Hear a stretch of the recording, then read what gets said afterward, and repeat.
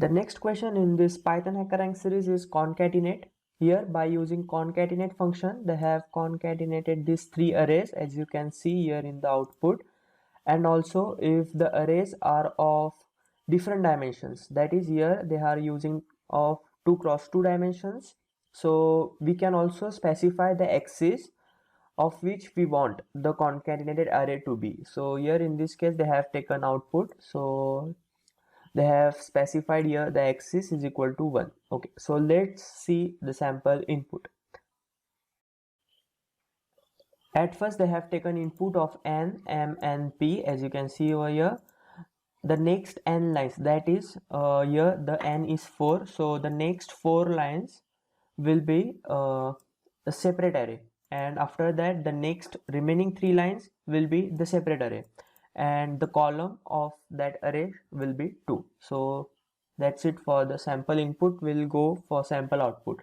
So for sample output we have to concatenate the array of size. So they have also provided us with a size, so we have to concatenate these two array.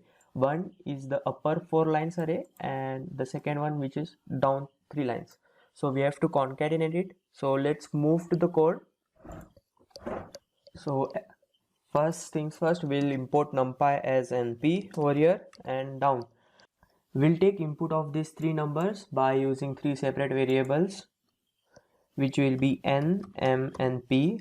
We are going to map it because we want to convert them into integer. Input dot split. Okay, so now we are using for loop because at first we have to take input n times, that is this 4 input lines we have to take because n here is 4. So we'll go for that first.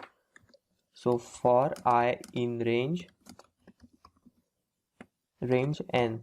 So here what are we going to do? We are going to take input of all these 4 elements in the array. So for that we'll require one variable. In that variable we are going to take the input in the form of a list, and we'll also use map function because we want to convert them into integer.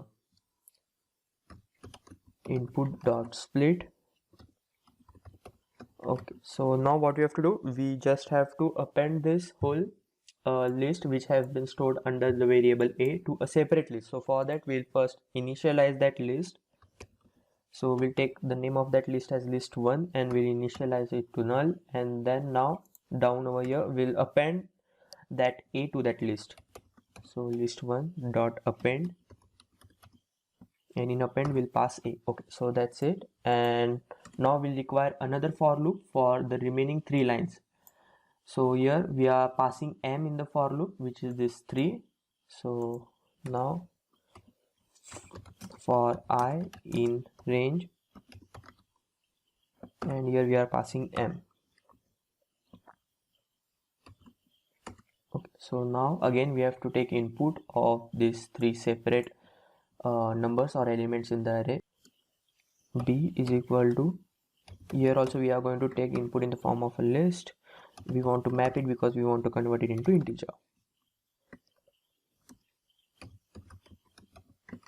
Input dot split. So it will split where there are spaces between these two numbers.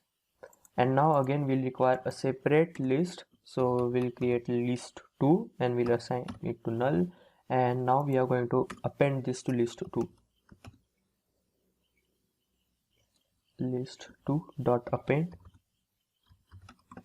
and we'll pass b. Okay, so what we have to do, we have to convert this list to numpy array. For that we'll require one variable. We'll name it as array1, and inside that np dot array, and we'll pass list1 in it. Okay, so again for list2 we'll require separate variable which is arr2 np dot array. So we have converted this both the list to numpy array list2. Okay,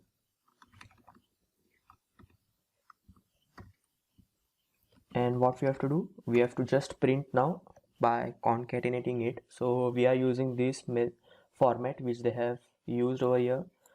There will be 2 parameters, which will be the array itself, and one will be the axis. We'll print it, print np dot concatenate